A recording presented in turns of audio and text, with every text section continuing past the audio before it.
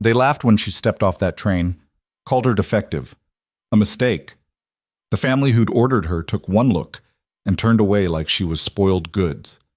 Standing there on that platform in 1874 Wyoming, Lydia Boone felt every eye cutting into her skin, judging, dismissing, erasing her worth with a single glance. But what they didn't know, that moment of cruelty would forge something unbreakable. This is the story of a woman who refused to disappear, who walked through fire, literally, and made a town that mocked her learn what real strength looks like. Hit that like button and drop a comment with your city so I can see how far this story travels. Now, let's begin. The train's whistle cut through the thin mountain air like a blade, sharp and final. Lydia Boone pressed her palm against the window, watching Wyoming territory unfold in shades of brown and dust gray. 6 days she'd been rattling westward, 6 days of hard seats and stale bread and the constant worry gnawing at her insides.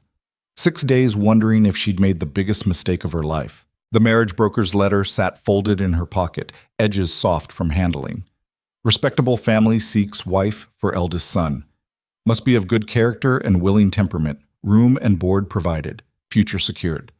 She'd read it so many times the words had lost meaning, become just ink and promise and desperate hope. Lydia wasn't naive. She knew what she was, a commodity and a transaction, same as cattle or timber.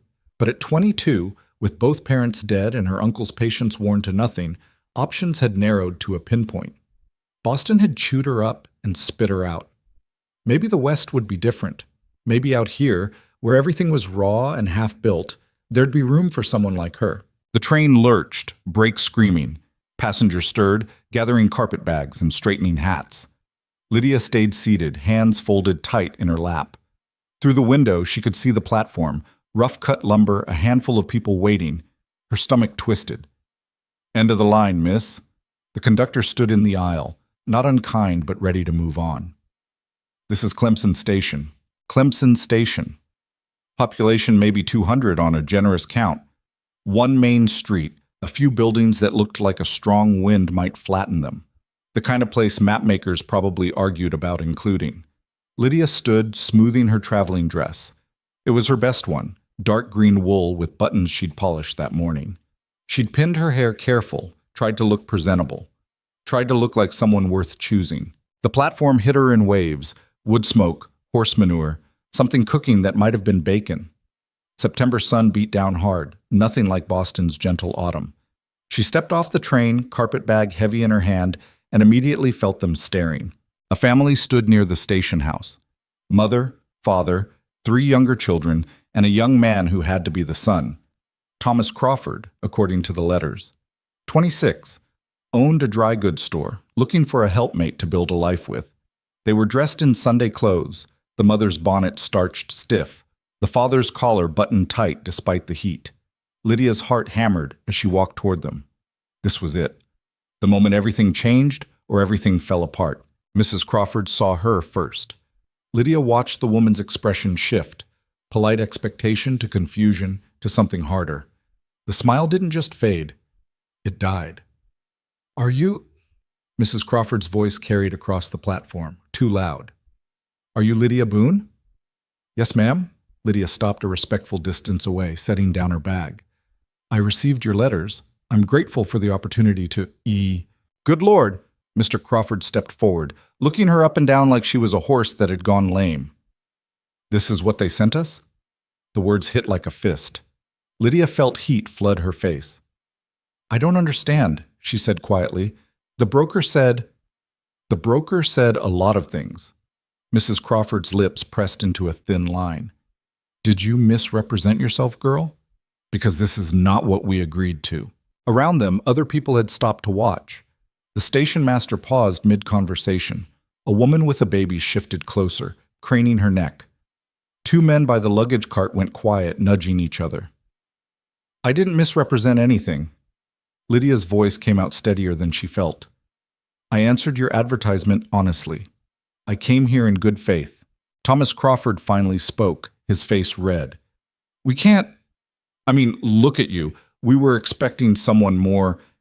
He gestured vaguely, couldn't find words that wouldn't sound as cruel as they felt.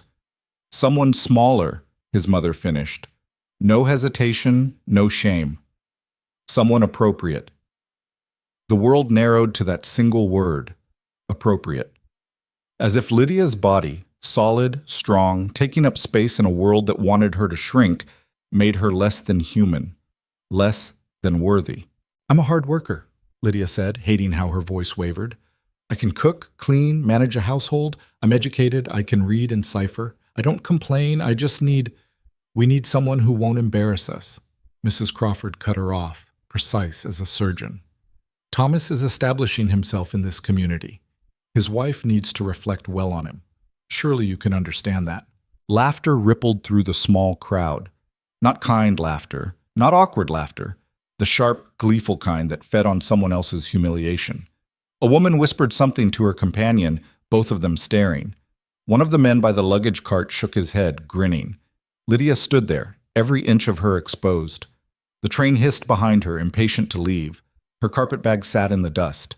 6 days of hope, 6 days of imagining a different future, all of it collapsing in real time. So what now? The question came out harder than she meant it. You brought me all this way to tell me I'm not good enough? Mr. Crawford shifted uncomfortably.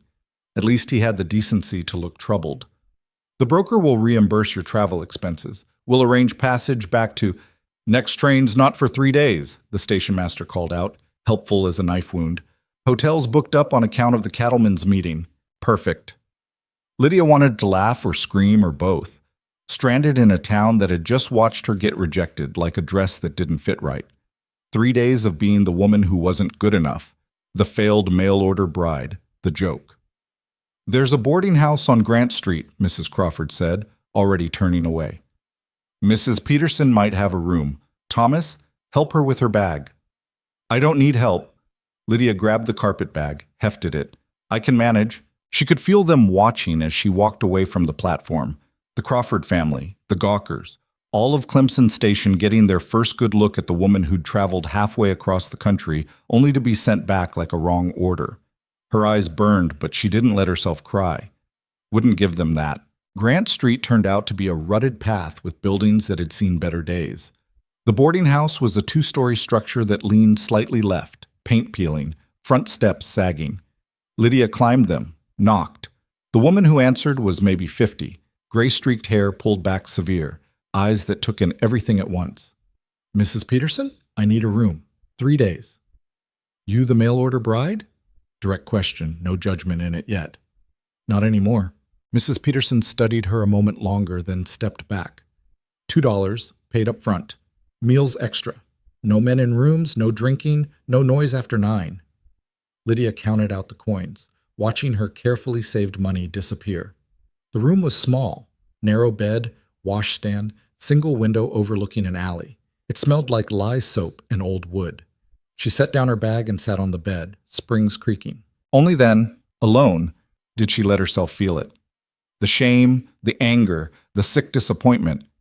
She'd known it was a risk.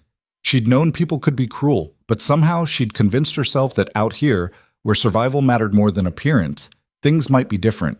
Stupid to hope. A knock on the door startled her. She wiped her eyes quickly. Yes? Supper's in an hour. Mrs. Peterson's voice through the thin wood. Dining room downstairs. You'll want to eat something. Lydia almost said no.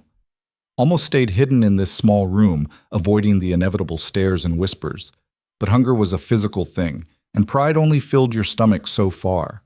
The dining room held 6 tables, half of them occupied. Conversation stopped when she entered. Lydia kept her chin up, found an empty table in the corner, sat with her back to the wall. Mrs. Peterson brought stew and bread without comment. The food was decent. Beef and potatoes, thick gravy, fresh-baked bread that steamed when she tore it. Lydia ate methodically, aware of eyes on her, aware of the low murmur of talk that had to be about her. Heard about the station. A man's voice, older from the next table over. Crawford's turned her away flat. Can you blame them? A woman responded, trying for discretion and failing. I mean, really, what was that broker thinking? Money, probably. They get paid either way. Still, that poor boy. Imagine if he'd married her sight unseen. Lydia's hand tightened on her spoon. She kept eating, kept her expression neutral, but something hot and bitter was building in her chest. Poor boy. As if Thomas Crawford was the victim in this story. As if being married to her would have been some kind of tragedy. She finished her meal, paid Mrs. Peterson, went back to her room. Through the thin walls, she could hear the boarding house settling, footsteps, voices, someone coughing. Outside, Clemson Station was winding down for the night. Dogs barked. A wagon rattled past. Someone laughed, the sound carrying through the darkness. Lydia lay on the narrow bed, still dressed, staring at water stains on the ceiling. 3 days until the next train. 3 days in this town that had already decided what she was worth. She must have slept eventually because morning came too bright through the thin curtain. Her body ached from the hard mattress, from 6 days of train seats, from something deeper that didn't have a physical name. Breakfast was porridge and coffee. The dining room was more crowded in the morning, working men mostly, headed to jobs, shoveling food with efficient purpose. Lydia ate quickly, trying to be invisible. "You need work." Mrs. Peterson appeared at her elbow, coffee pot in hand. "Because sitting in your room 3 days won't help anything." Lydia looked up, surprised. "I'm not staying. I'm leaving as soon as—" "I know when you're leaving. I'm asking about the time between. I could use help in the kitchen, 50 cents a day, and your meals." It wasn't charity. Mrs. Peterson's expression made that clear. It was business, but it was also a lifeline, something to do besides count hours and avoid stares. "All right," Lydia said. "What do you need?" The work was hard. Scrubbing pots, peeling vegetables, hauling water from the pump out back. Mrs. Peterson ran the kitchen like a general. No wasted movement, no patience for slowness. But she didn't hover, didn't watch Lydia like she might break or fail. Just gave orders and expected them followed. By noon, Lydia's hands were raw and her back ached, but it felt good. Physical work, tangible results. Better than sitting alone rehearsing humiliation. She was hauling a bucket of potato peelings to the compost when she heard horses. 3 riders coming up Grant Street, moving with purpose. They pulled up at the boarding house, dismounted. One of them was different from the usual townfolk. Taller, harder looking, with eyes that seemed to see everything and judge nothing. He glanced at Lydia as he passed, just a flicker of acknowledgement, then went inside. She stood there, bucket in hand, watching him go. Something about him felt different, solid, real. "That's Caleb Vance," Mrs. Peterson said from the kitchen door. "Runs a ranch north of here. Good man, mostly keeps to himself." Lydia dumped the peelings, came back inside. Through the dining room door, she could see the 3 men at a table, talking low. Caleb Vance sat with his back to her, but she could see the set of his shoulders, the way he listened more than he spoke. "His ranch failing?" One of the other men said it loud enough to carry. "Disease wiped out half his herd last spring. Winter nearly finished him. He's hanging on by his fingernails. Needs help," the third man added. "But can't afford to pay anyone. Tough spot." Mrs. Peterson nudged Lydia. "Stop staring and get back to work. Those carrots won't peel themselves." The afternoon passed in a blur of work. Lydia's mind kept circling back to the platform, to Mrs. Crawford's cold dismissal, to the laughter. She scrubbed pots harder than necessary, trying to scour away the memory. Evening came. She served supper in the dining room, moving between tables with plates and coffee. Most people ignored her now, the novelty worn off. Just another body doing work, unremarkable. Caleb Vance was still there, alone this time, eating slowly. Up close, she could see the wear on him, lines around his eyes, calluses on his hands, the kind of tired that came from months of fighting a losing battle. "More coffee?" She held up the pot. He looked at her directly for the first time. His eyes were gray, careful. "Please." She poured. Their hands didn't touch, but she felt the awareness anyway, of his presence, of being seen without the immediate judgment she'd gotten used to. "You're the woman from the station," he said. Not a question, not an accusation, just a fact. Lydia's jaw tightened. News travels fast. "Small town." He took a sip of coffee, watching her over the rim. "Crawfords are fools." She blinked. "Excuse me?" "I said what I said." He set down the cup. "They spent good money bringing you here, then threw you away over something that doesn't matter. Foolish." Heat prickled behind Lydia's eyes. She didn't know what to say. Nobody had called it foolish, cruel maybe, unfortunate, but not foolish. "I need to get back to work," she managed. You looking for work? He asked it casual, like he was asking about the weather. I'm leaving in 2 days. That's not what I asked. Lydia set down the coffee pot. Why? Because I need help on my ranch. Hard work, long hours, no guarantees. But it's honest, and it's there if you want it. She stared at him. You don't know anything about me. I know you came all this way willing to marry a stranger for a chance at something better. I know the Crawfords humiliated you and you didn't fall apart. I know you're working in this kitchen instead of hiding in your room feeling sorry for yourself. He leaned back. That's enough. I don't need pity. Good. I'm not offering any. I'm offering work. You can turn me down, get on that train, go back to whatever you left. Or you can take a chance on something different. Lydia's heart hammered. This wasn't what she'd planned. This wasn't the neat, predictable future she'd imagined. But then, that future had died on the platform 2 days ago. What kind of work? Everything. Cooking, cleaning, mending, helping with animals. Ranch is barely holding together. I need someone who won't quit when it gets hard. And if I do, then you quit. But I don't think you will. The confidence in his voice startled her, like he could see something she couldn't. I don't know anything about ranching. You'll learn. I'm not asking for expertise. I'm asking for backbone. Mrs. Peterson appeared in the kitchen doorway, watching them. Lydia glanced at her, saw something that might have been approval. I need to think about it, Lydia said. Caleb nodded, stood. He was taller than she'd realized, rangier. I'm leaving tomorrow morning, dawn. If you're coming, be ready. He left payment on the table and walked out. Lydia stood there, coffee pot still in hand, mind racing. You thinking of going? Mrs. Peterson asked. I don't know. It's crazy. I don't know him. I don't know anything about ranch work. You didn't know the Crawfords either, and you were willing to marry their son.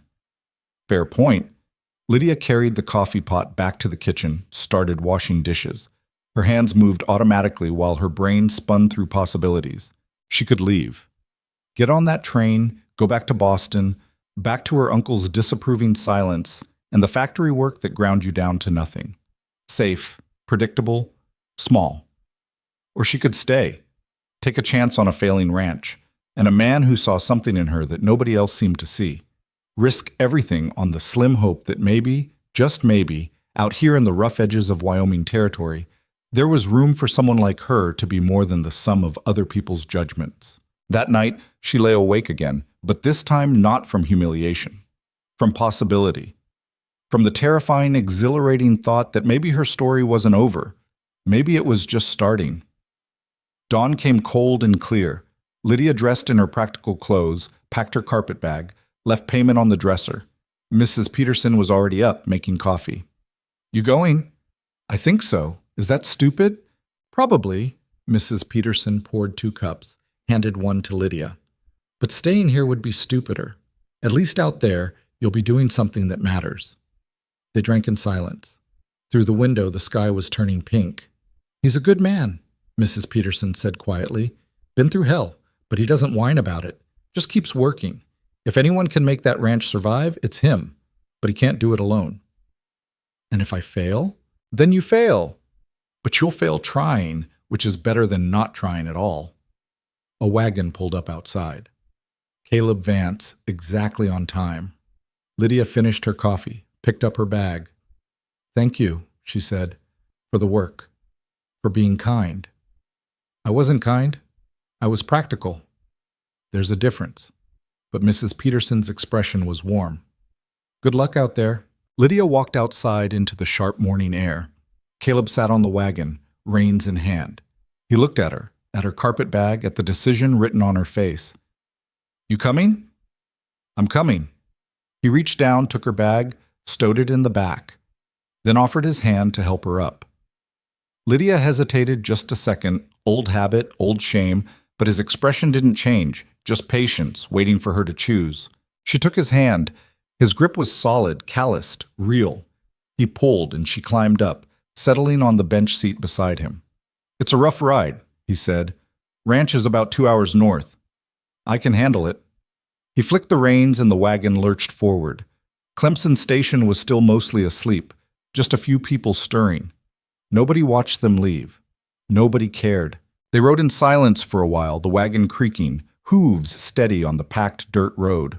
The land opened up around them, rolling hills, scattered scrub, mountains in the distance still holding snow on their peaks. It was beautiful in a stark, unforgiving way. "What made you say yes?" Caleb asked finally. Lydia thought about it. "What made you ask?" "Asked you first." She smiled despite herself. "I didn't have anything better to do." He snorted. "Honest, at least." "Your turn." "Why me?" "Needed help. You needed a chance. Seems simple enough." "Nothing about this seems simple." "No," he agreed. "But simple and easy aren't the same thing." They crested a hill, and she saw it. The ranch spread out below. House, barn, a few outbuildings, corrals. Even from a distance, she could see the disrepair. Fence rails down, roof on the barn sagging, weeds taking over. "It's not much," Caleb said, and for the first time she heard something like doubt in his voice. "It's something," Lydia said. "That's more than I had yesterday." He looked at her then, really looked, and she saw recognition in his eyes. Two people who'd been written off, dismissed, judged as not good enough. Two people with something left to prove. The wagon rolled down the hill toward the ranch, toward work and uncertainty, and the slim chance that maybe, just maybe, they could build something that mattered. Lydia held on as they descended, the morning sun warm on her face, and for the first time since stepping off that train, she felt something other than shame. She felt hope. The ranch house looked worse up close.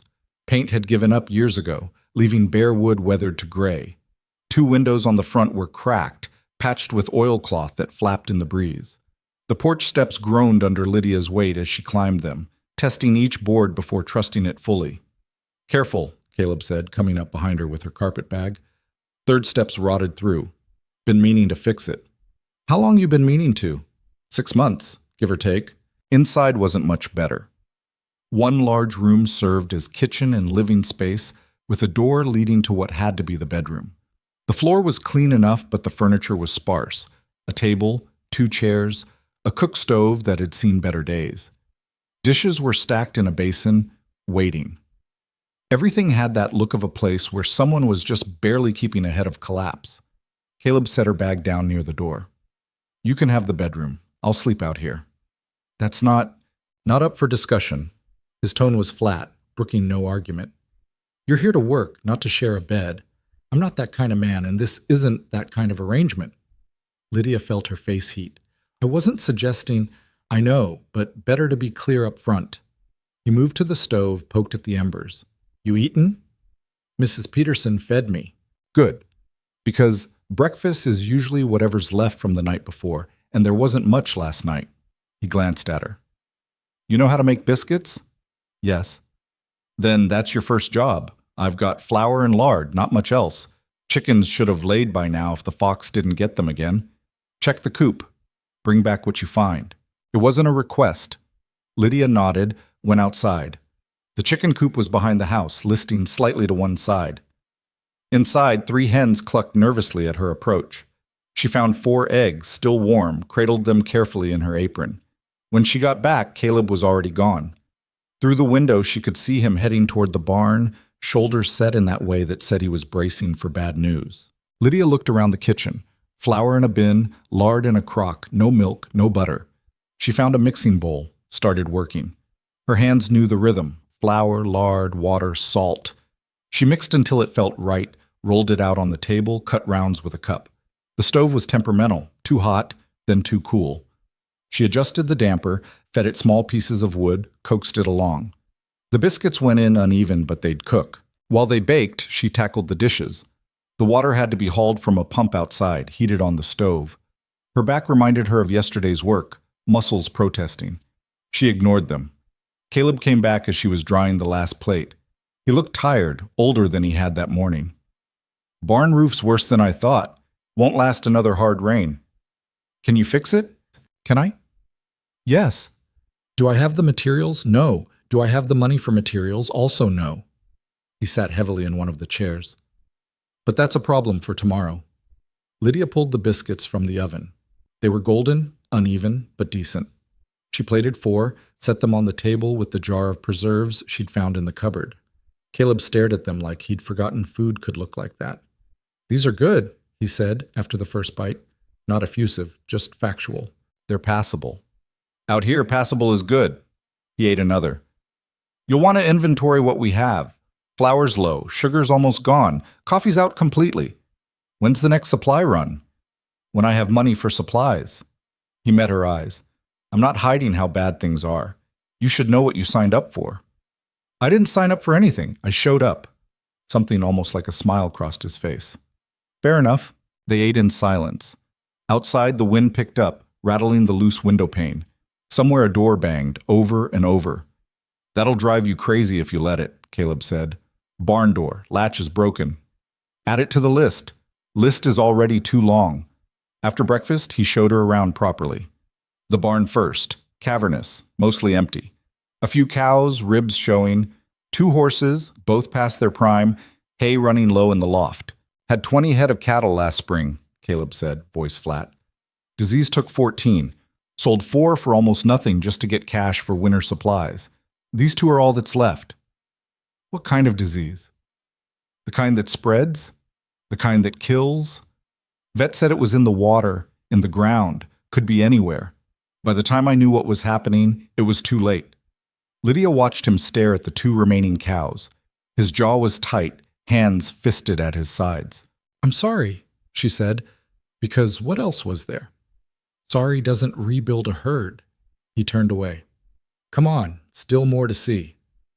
The rest of the tour was a catalog of failure.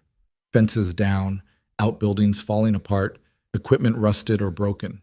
Everywhere she looked, evidence of things that used to work and didn't anymore. Why stay? The question slipped out before she could stop it. Caleb stopped walking. For a moment she thought he wouldn't answer. Because leaving means admitting defeat. Means all the work, all the years, all the things I gave up. It all meant nothing. He looked at her. "You understand that." She did. Coming west had been her version of the same choice.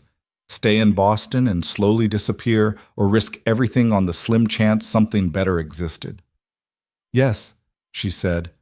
"I understand." "Good. Then you'll understand why we're going to work ourselves half to death trying to save this place." That first day set the pattern. Caleb woke before dawn, worked until dark. Lydia did the same. She cooked what little food they had, stretched it as far as it would go. She cleaned, mended, organized. Every task revealed 10 more waiting beneath it. The house alone was a full-time job. Floors that hadn't been properly scrubbed in months. Windows so dirty they barely let in light. Corners full of dust and mouse droppings. She attacked it systematically, room by room, corner by corner. Her body screamed. Muscles she didn't know she had announced themselves through pain. Blisters formed on her hands, broke, formed again. At night, she collapsed on the bed too tired to even undress properly. But there was satisfaction in it, too. In seeing a clean floor, a mended shirt, a meal that filled the space between them. Small victories against the tide of decay. Caleb noticed. He didn't say much. He wasn't a talker. But she'd catch him looking at the swept porch, the organized kitchen, the dishes drying in neat rows. Once, she saw him run his hand along the clean table like he'd forgotten what it looked like without grime. 3 days in, she was hauling water from the pump when the handle broke. Just snapped clean off, leaving her holding a piece of rusted metal. Damn it! She stared at the pump, at the bucket still empty, at the impossibility of everything. Problem? Caleb came around the corner of the house, saw the broken handle. Hell! Can you fix it? Not without parts I don't have. So what do we do? He thought for a moment. Creek's about a quarter-mile that way. Water's cold, but it's clean. We'll have to haul from there until I can get the pump fixed. A quarter-mile. With full buckets. Multiple trips a day. All right, Lydia said. You don't have to... I said all right. They walked to the creek together, him carrying 2 buckets, her carrying 2 more. The path was rough, rocky in places. Water sloshed against her legs on the way back, soaking her skirt. This is ridiculous, she said on the 3rd trip. Yes. Why don't you have a well closer to the house? Had one. It went bad. Probably the same thing that poisoned the cattle. His voice was matter of fact, but she heard the weight beneath it. Filled it in, Been using the pump since. And now the pump's broken. And now the pump's broken. They hauled water. By evening, Lydia's arms shook. Her back was on fire, and she'd developed a blister on her heel from the wet boot. Caleb made supper that night. Beans and salt pork cooked without comment. They ate without talking, too tired for conversation. Tomorrow, he said finally, I need to check the north fence line. Probably take most of the day. What do you need me to do? Whatever you think needs doing. I trust your judgment. The words hit her sideways. I trust your judgment. When had anyone said that to her? The Crawfords had judged her wanting before she'd even opened her mouth. Her uncle had treated her like a burden to be managed, but Caleb just trusted her. All right, she said quietly. He left at dawn. Lydia spent the morning on the house, scrubbing walls in the bedroom, airing out blankets that smelled like mildew and thyme. She found a tear in one of Caleb's shirts, mended it, found 3 more that needed the same. Around noon, she heard shouting from the direction of the barn. She dropped the shirt she was working on, ran outside. One of the cows was down, thrashing. Caleb stood over it, face pale. What happened? Don't know. Found her like this when I got back. He crouched beside the animal, hands hovering uselessly. She was fine yesterday. The cow's eyes were rolling foam at her mouth. Lydia had seen enough death to recognize it coming. Can we help her? I don't know. His voice cracked slightly. I don't know what's wrong. Could be the disease again. Could be something else. They stayed with the cow as she died. It took 20 minutes. 20 minutes of helpless watching as the animal suffered and they could do nothing. When it was over, Caleb stood slowly. His hands were shaking. That's it then. 1 cow left, 1. He laughed, the sound wrong. Might as well give up now. Save myself the trouble. Don't, Lydia said it sharper than she meant. Don't what? Don't quit. Not today. Not over this. You've been here less than a week. You don't know, I know you offered me a chance when nobody else would. I know you trusted me to help save this place, so don't you dare quit on me now. They stared at each other. The dead cow lay between them. Another failure, another loss. We need to bury her, Caleb said finally, before she draws predators. They dug the hole together, taking turns with the one shovel. The ground was hard, rocky. It took hours. By the time they rolled the cow in and covered her, the sun was setting. Lydia's hands were bleeding, blisters torn open. Caleb's face was streaked with dirt and sweat. Neither of them spoke as they walked back to the house. That night she woke to the sound of something breaking. She grabbed her shawl, went into the main room. Caleb sat at the table, head in his hands. One of the chairs was overturned. The preserve jar lay shattered on the floor. I'm sorry, he said without looking up. I'll clean it up. Lydia got the broom, swept up the glass. She righted the chair. Then she sat across from him. Talk to me. Nothing to say? Then sit here and be quiet. But you're not doing it alone. He looked at her finally. His eyes were red. I'm failing, he said. At everything, this ranch, this life, all of it. You're not failing, you're fighting. Same thing, eventually. No. She leaned forward. No, it's not. Failing is lying down and letting it win. Fighting is getting up every morning and trying again even when it's hopeless. And what happens when fighting isn't enough? I don't know, but at least you'll know you tried. They sat in silence. Outside, coyotes yipped in the distance. Why are you here? Caleb asked. Really? You could have gotten on that train, gone back to Boston, started over. Boston didn't want me either. So you came here to hide. I came here to prove them wrong. All of them. Everyone who looked at me and saw something less than human. She met his eyes. Same reason you're still here. To prove we're worth more than their judgments. Something shifted in his expression. Recognition, maybe. Understanding. Get some sleep, he said finally. Tomorrow won't be any easier. Is it ever? No, but we do it anyway. The days blurred together after that. Work, exhaustion, sleep, repeat. Lydia learned the rhythms of the ranch. When to feed the chickens, how to coax the temperamental stove, which floorboards to avoid. She learned Caleb's silences too, could tell the difference between thoughtful quiet and despairing quiet. They talked more as the weeks passed. Small conversations over meals, brief exchanges during work. She learned he'd come west 5 years ago, bought the ranch with money saved from railroad work, had big plans, a proper herd, hired hands, maybe a family someday.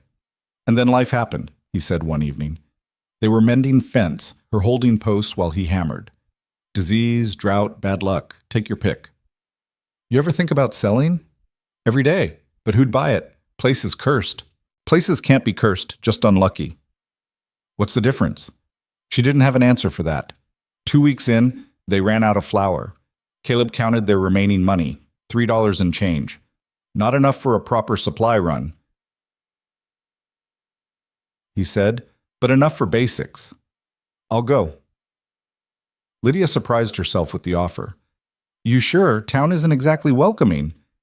I've survived worse than a few stairs. The ride to Clemson Station took an hour. Lydia drove the wagon, Caleb's shopping list in her pocket. She'd been dreading this, the inevitable encounter with people who'd witnessed her humiliation. The general store was busy. Conversation stopped when she walked in. Mrs. Crawford was there, buying fabric. Their eyes met. Mrs. Crawford's mouth pinched tight, but she said nothing. Lydia gave the list to the shopkeeper, a thin man with suspicious eyes. You working for Vance now? He asked, loud enough for everyone to hear. Yes. Huh. Surprised he took on help. Heard his place was going under. Heard wrong. She met his gaze steadily. How much for the supplies? He tallied it up. $4.20. I only have $3. Then you don't get all the supplies. Lydia looked at the list. Flour, salt, coffee, lard, sugar, all necessary. She eliminated the sugar, then the coffee. Still short. I'll take the flour, salt, and lard. Suit yourself. He bagged it without warmth. She was loading the wagon when Thomas Crawford approached. He looked uncomfortable, like someone had dared him. Miss Boone. She didn't correct him. Mr. Crawford. I wanted to... That is, my mother and I... We didn't mean to... He trailed off, clearly rehearsed words escaping him. Didn't mean to what? Publicly humiliate me? Turn me away like I was defective? She kept her voice level. Save your apologies. I don't need them. I just thought you thought nothing. None of you did. You saw what you wanted to see and decided it was enough. She climbed onto the wagon. I hope you find what you're looking for, Mr. Crawford. Someone appropriate. She drove away before he could respond. Her hands were shaking, but she felt oddly triumphant. She'd faced them. Hadn't crumbled. Caleb was waiting when she got back. He looked at the meager supplies, didn't comment. They give you trouble? Nothing I couldn't handle. Good. He helped her unload. We'll make it work. Always do. That night, she made biscuits with the new flour. No sugar, no coffee, but they ate. That was what mattered. The work continued. Lydia attacked the house with methodical determination, fixing what could be fixed, cleaning what could be cleaned. She discovered she was stronger than she'd thought. Hauling water, lifting feed sacks, scrubbing floors, her body adapted, grew harder. Caleb watched her sometimes. She'd catch him looking with an expression she couldn't quite read. Not attraction exactly, but something close to respect. Maybe amazement that she hadn't quit yet. 3 weeks in, a storm hit. Rain hammered the ranch for 2 days straight. The barn roof leaked in a dozen places. They scrambled to move hay, to cover equipment, to keep the animals dry. On the second night, part of the chicken coop collapsed. Lydia woke to the sound of panicked clucking, ran outside in her nightdress. The chickens were scattered, terrified. Rain poured down, turning the yard to mud. She grabbed them one by one, tucked them under her arms, carried them to the barn. Caleb appeared, helped her round up the last 2. They stood in the barn, soaked through, holding confused chickens. This is insane, Lydia said, starting to laugh. She couldn't help it. The absurdity of it, standing in a leaking barn in the middle of the night, covered in mud, clutching chickens. Caleb stared at her. Then he started laughing too. Real laughter, the kind that came from exhaustion and desperation and the razor edge of giving up. They laughed until it hurt, until the chickens squawked indignantly, until the rain seemed less oppressive. We're going to die out here, Caleb said, still laughing. Probably. but at least we'll have saved the chickens. The storm passed.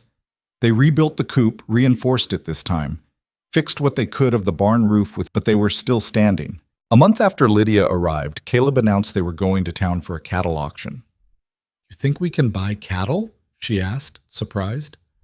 "Can't afford to buy, but I can look. See what prices are running. Maybe talk to some of the other ranchers, get advice." "You want me to come?" "You're part of this ranch now. Might as well learn how things work." The auction was held in a large pen outside town. Dozens of ranchers gathered, assessing livestock, making deals. Lydia stayed close to Caleb, aware of stares but refusing to acknowledge them. "That's Vance," someone said. "Heard his place is cursed." "Heard he took on some woman, the one the Crawfords rejected." "Desperate times, I guess." Caleb's jaw tightened, but he kept walking. Lydia felt anger building in her chest, not at the words. She'd heard worse. But at the way they dismissed Caleb's struggle, reduced his fight for survival to gossip. They watched the auction for an hour. Cattle sold for more than Caleb could hope to afford. Good stock, healthy animals, everything his ranch wasn't. "We should go," he said finally. On the way back, they stopped at the creek to water the horses. Caleb sat on a rock staring at nothing. "I'm not giving up," he said. "I need you to know that." "I know, but I don't know how to win. I'm working every angle I can think of, and it's still not enough." Lydia sat beside him. "Then we find new angles." "Like what?" "I don't know yet, but we're smart, we're stubborn. That has to count for something." He looked at her. "You really believe that?" "I have to. Otherwise, what's the point of any of this?" They sat in silence, watching the water flow past. Somewhere downstream, it would join other creeks, become a river, eventually reach the ocean. Small things becoming part of something bigger. "Thank you," Caleb said quietly, "for staying, for helping, for not giving up on this place. Thank you for giving me a reason to stay." The words hung between them, meaning more than either was ready to name. That night, Lydia lay in bed listening to the house settle. Through the thin wall, she could hear Caleb moving around, preparing for another day of impossible work. She'd come west looking for a husband, for security, for a prescribed future. Instead, she'd found something harder and more honest. A partnership forged in struggle, respect earned through sweat and determination. The Crawfords had looked at her and seen deficiency. Caleb looked at her and saw strength. Maybe that was enough. Maybe that was everything. Tomorrow they'd wake before dawn. They'd haul water from the creek, feed the animals, work until their bodies screamed. They'd fight against failure with nothing but stubbornness and hope. And somehow, impossibly, Lydia found herself looking forward to it. 6 weeks into her stay at the ranch, Lydia made her second trip to town alone. They needed nails, kerosene, and salt.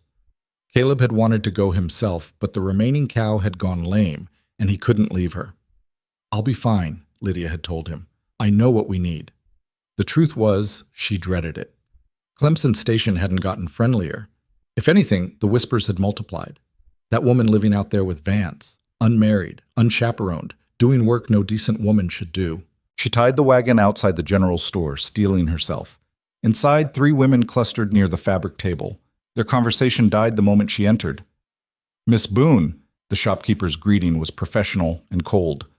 "I need nails, 3 pounds, kerosene 1 gallon, salt 2 pounds. She placed the money on the counter. They'd saved every penny for this. He gathered the items without comment. The women by the fabric table weren't as restrained. "Shameful," one of them said, not bothering to lower her voice. "Living out there like that. People will talk." "People are already talking, Martha." The second woman, younger, wore a smug expression. "My husband says Vance is taking advantage of her desperation, using her for free labor." "I heard it's the other way around." The third woman leaned in conspiratorially.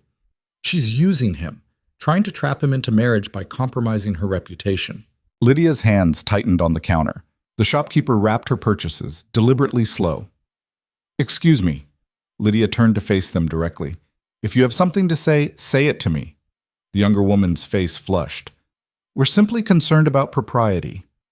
"Propriety?" Lydia let the word sit there. "You were concerned about propriety when your family rejected me on a train platform? When you laughed while I stood there humiliated?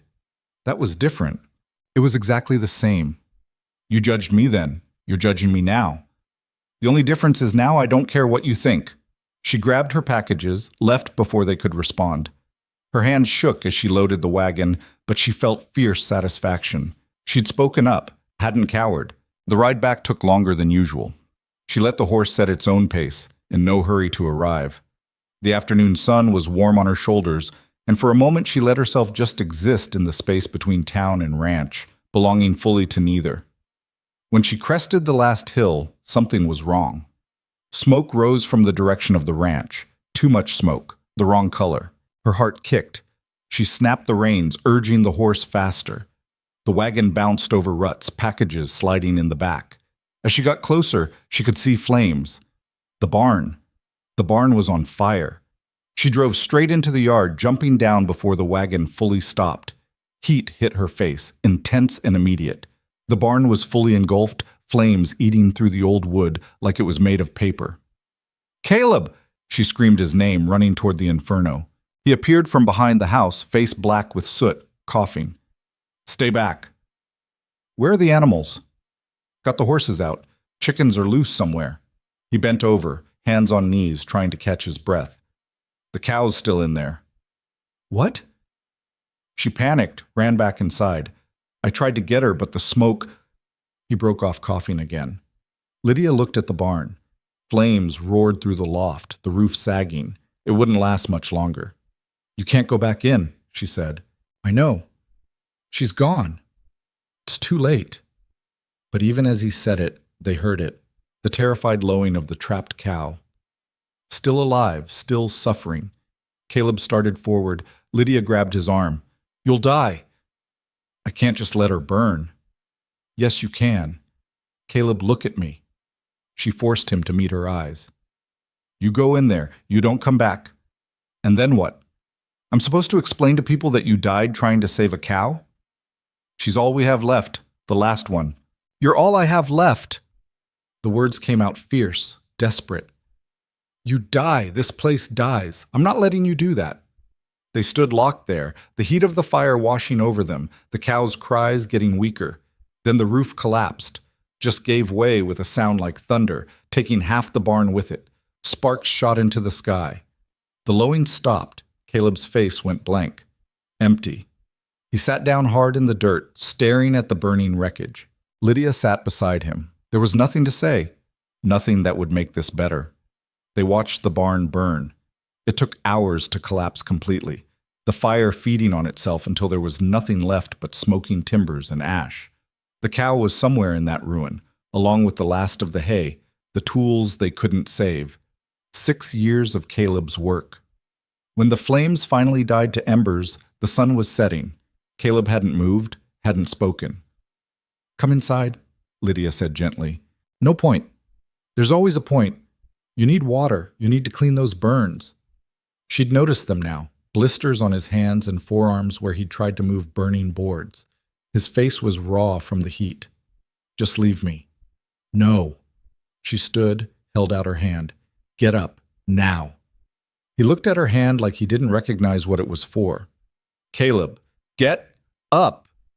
Maybe it was the command in her voice. Maybe he was just too tired to argue. He took her hand, let her pull him to his feet. Inside, she made him sit while she heated water, cleaned his burns. He winced, but didn't complain. She worked carefully, her own hand steady despite the fear still coursing through her. "How did it start?" she asked. "Don't know," was checking the cow's leg, heard crackling. By the time I realized what was happening, the loft was already on fire. His voice was hollow. Must have been smoldering for a while. Old hay, one spark. "It's not your fault." "Doesn't matter whose fault it is. Barn's gone, cow's gone. We've got nothing left to work with." Lydia bandaged his hands in strips torn from an old sheet. "We have the house, the land, 2 horses, some chickens if we can find them. And no way to feed any of it through winter, no barn to shelter the horses, no income." He pulled his hands away. "I'm done, Lydia. This is the universe telling me to quit." "The universe doesn't tell you anything. You decide. I'm deciding to face reality. I can't do this. Not anymore." She wanted to argue, to tell him he was wrong, that they could rebuild. But looking at his face, at the defeat written in every line, she knew words wouldn't help. Fine, she said instead. Give up. Sell the place for whatever you can get. Go back to railroad work or whatever you did before. She stood, started putting away the medical supplies. I'll leave in the morning, find work in town, maybe save enough for a train ticket eventually. Lydia, no, you're right. This is impossible. I was stupid to think we could make it work. Stupid to think hard work and determination meant anything against this kind of luck. He stared at her. You don't mean that. Why not? You do. She turned to face him. Or are you the only one allowed to quit when things get hard? That's not fair. None of this is fair. The fire wasn't fair. The disease wasn't fair. Getting rejected off a train platform wasn't fair. But we lived through it anyway. Her voice rose. You gave me a chance when I had nothing. You told me you trusted my judgment. Was that a lie? No, but... Then trust it now. Trust me when I say we can survive this. How? Tell me how we survive losing everything. I don't know. The admission burst out of her. I don't know how, but we figure it out. We work harder. We find a way. There is no way. Then we make one. They stared at each other across the small kitchen. Outside, darkness had fallen completely. The ruins of the barn still glowed faintly in the distance. Why do you care? Caleb asked finally. You could leave. Go anywhere. Why stay and fight for a place that's killing itself? Because it's my place too. The truth of it surprised her. Because for the first time in my life, someone looked at me and saw something worth keeping. You think I'm going to walk away from that? His expression shifted. Something in his eyes that hadn't been there before. I'm scared, he said quietly. I'm scared that if I keep trying, if I give everything I have left, it still won't be enough. And I don't know if I can survive that. Lydia crossed to him, crouched so they were eye level. Then we'll survive it together. You don't have to carry this alone anymore. He reached out, touched her face with his bandaged hand. The gesture was tentative, questioning. I don't deserve you. Good thing I'm not asking what you deserve. She covered his hand with hers. I'm asking what you want. I want to stop feeling like I'm drowning. Then let me help you. They stayed like that in the quiet kitchen, the weight of the day pressing down on both of them. Eventually Lydia stood, started making supper from what little they had. Caleb sat at the table, watching her move around the space with familiar efficiency. We'll need to shelter the horses, he said finally. Can't leave them exposed. The old equipment shed? Roof leaks, but it's better than nothing. I'll move them in the morning. It wasn't much, but it was a start. A decision to keep going. That night, Lydia couldn't sleep. She kept seeing the flames, kept hearing that cow's terrified cries, kept thinking about how close Caleb had come to running into that inferno. Around midnight, she gave up, wrapped a shawl around her shoulders, and went into the main room. Caleb was there, standing at the window, looking out at nothing. Can't sleep either? She asked. Keep thinking I should have saved her, should have gotten her out. You would have died. Maybe that would have been easier. Don't. She crossed to stand beside him. Don't you dare say that. I'm not being dramatic. I'm being honest. He turned to look at her. Without the cattle, without the barn, I've got nothing to offer. No future, no hope. You have yourself. That's not nothing. It's not enough. It is to me. The words hung between them. Lydia hadn't meant to say it, hadn't meant to make this moment about feelings when there were so many practical concerns. But it was true, and she was tired of pretending it wasn't. Caleb's hand found hers in the darkness. You deserve better than this. Stop telling me what I deserve. I'll decide that. Lydia, I'm staying. Fire or no fire, barn or no barn. I'm staying. She squeezed his hand. So you can accept that and let me help, or you can keep fighting me and waste energy we don't have. Your choice. A sound escaped him, half laugh, half sob. You're the most stubborn person I've ever met.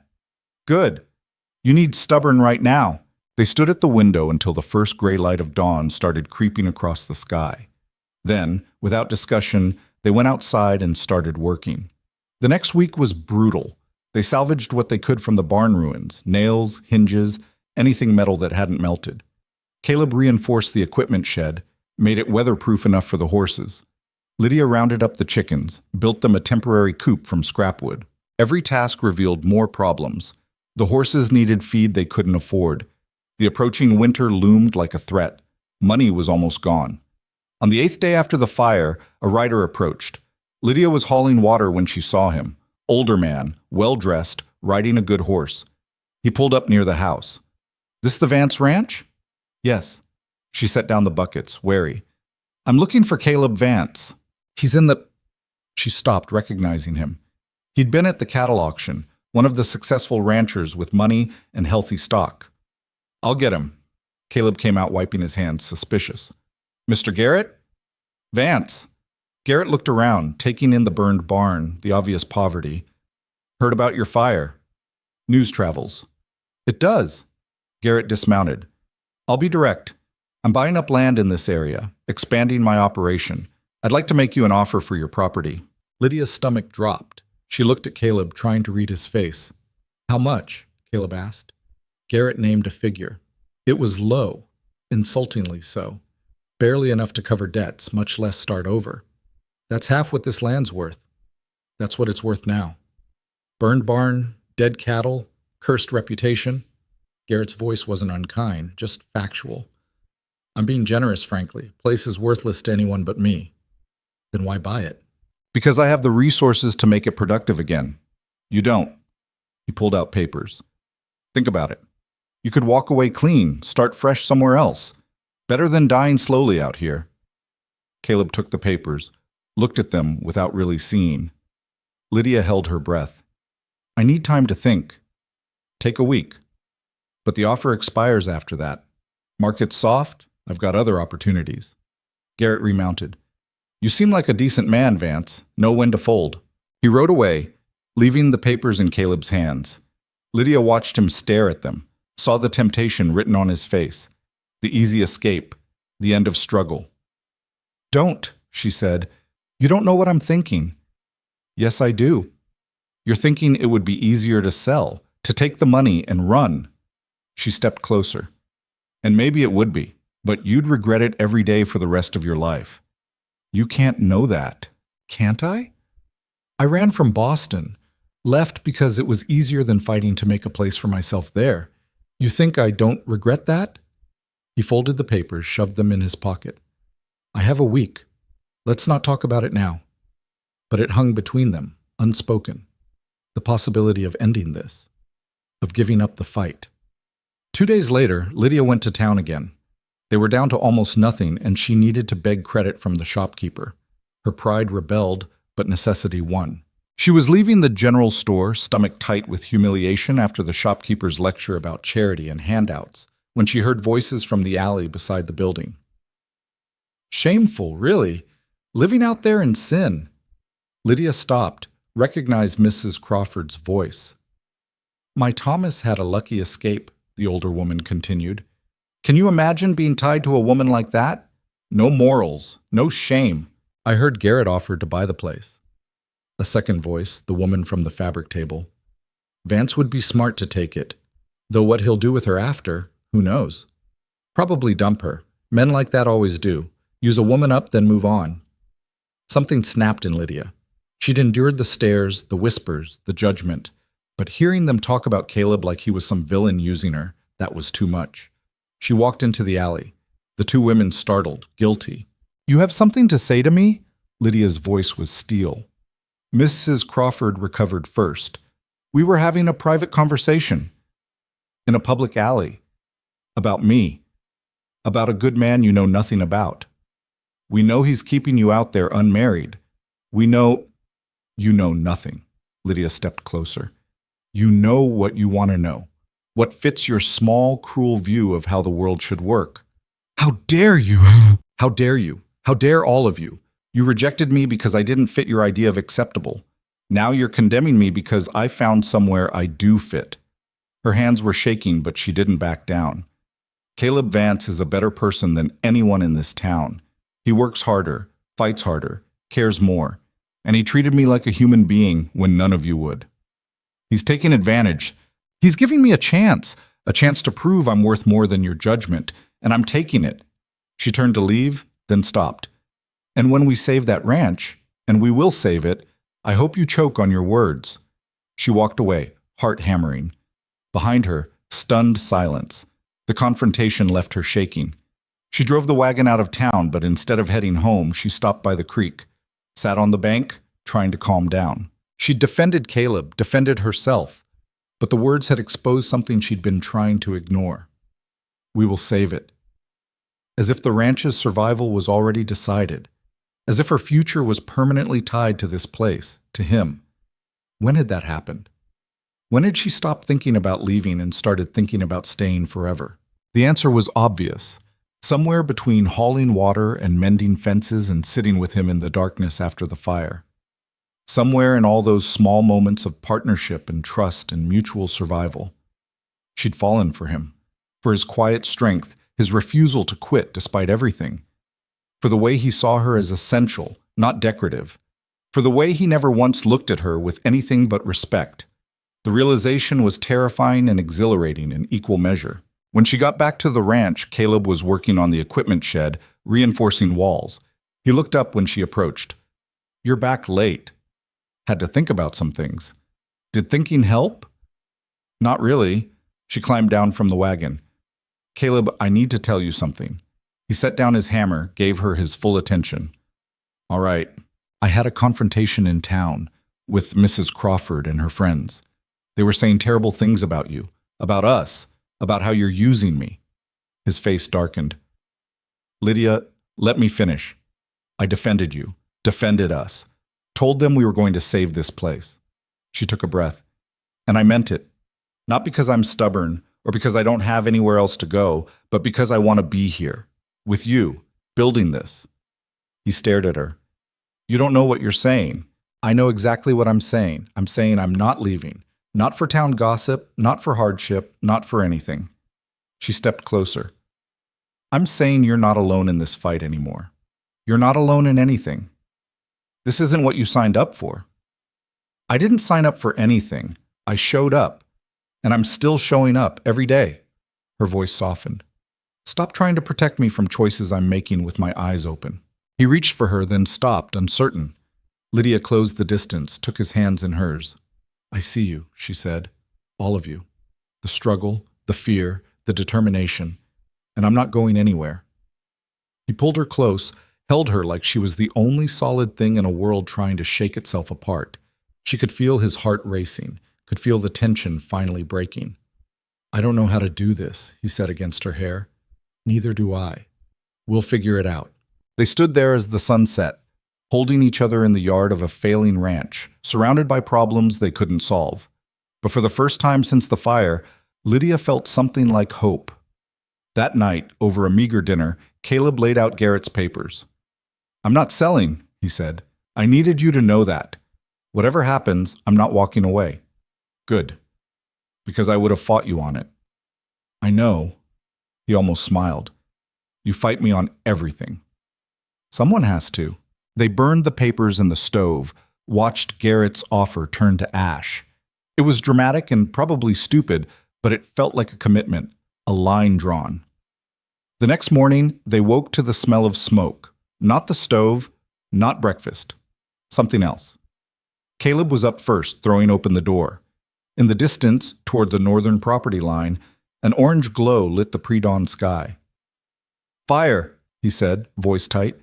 "Where?" "Everywhere." Lydia joined him on the porch. What she saw made her blood run cold.